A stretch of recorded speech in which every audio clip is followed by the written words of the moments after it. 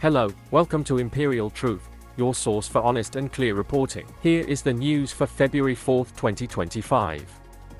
A recent study published in Science Advances reveals that cities such as New York, San Francisco, and Toronto are experiencing significant increases in rat populations.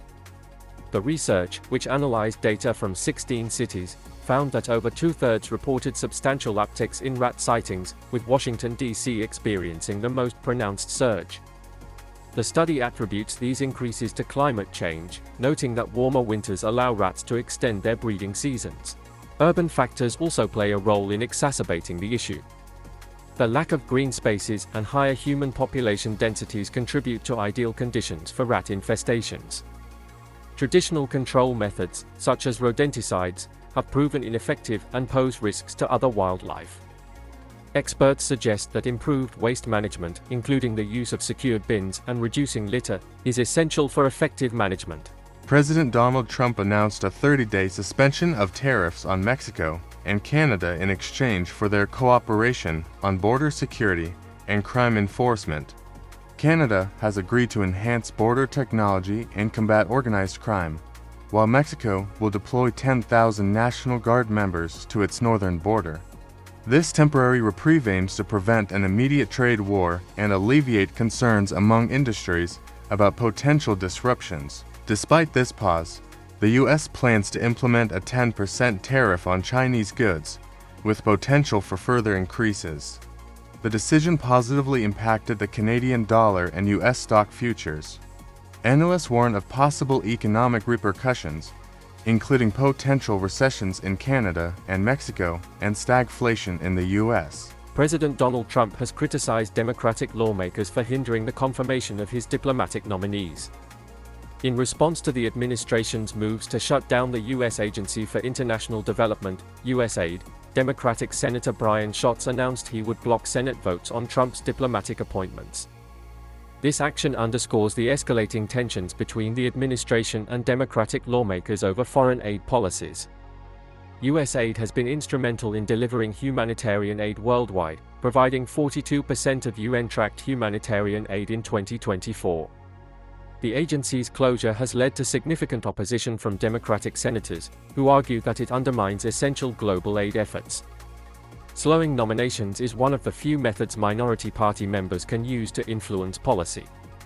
Secretary of State Marco Rubio has assumed the role of acting head of the U.S. Agency for International Development, USAID, amid significant organizational changes. This move comes as the Trump administration initiates efforts to close USAID, with plans to integrate its functions into the State Department.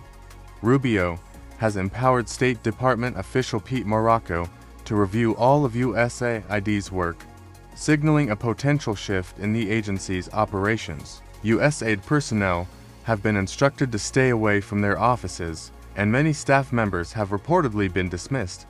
These developments have raised concerns among lawmakers and aid organizations about the future of U.S. foreign aid programs.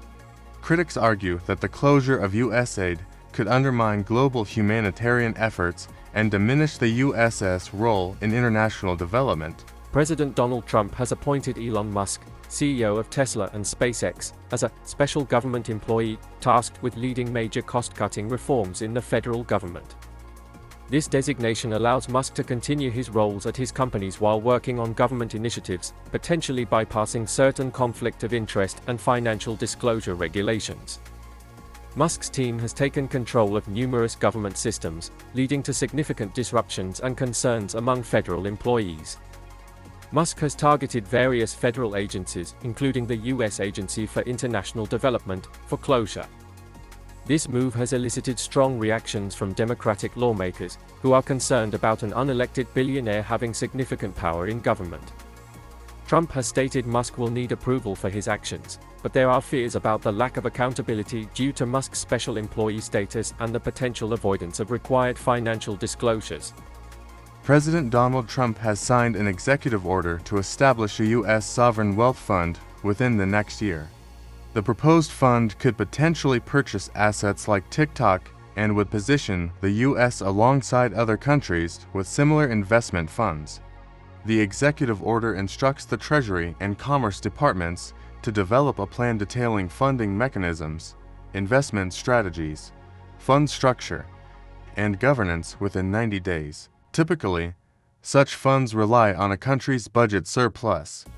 However, the U.S. runs a deficit, raising questions about the fund's financing.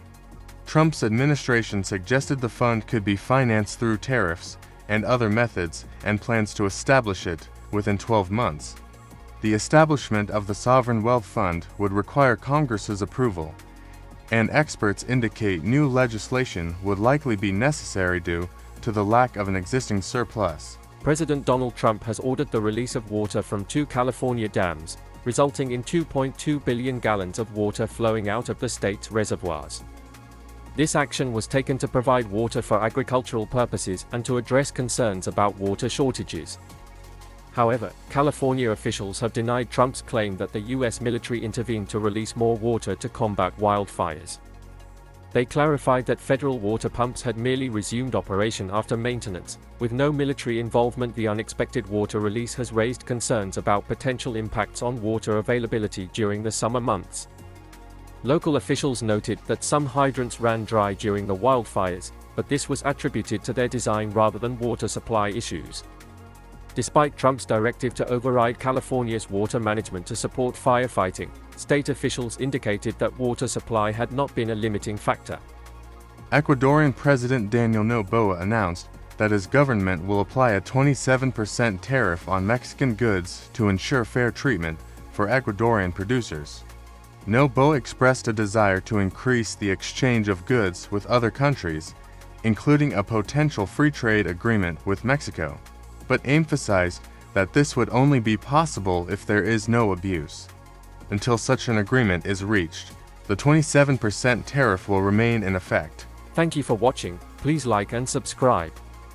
You can also follow us on our other socials, links in the description box below. Thank you again.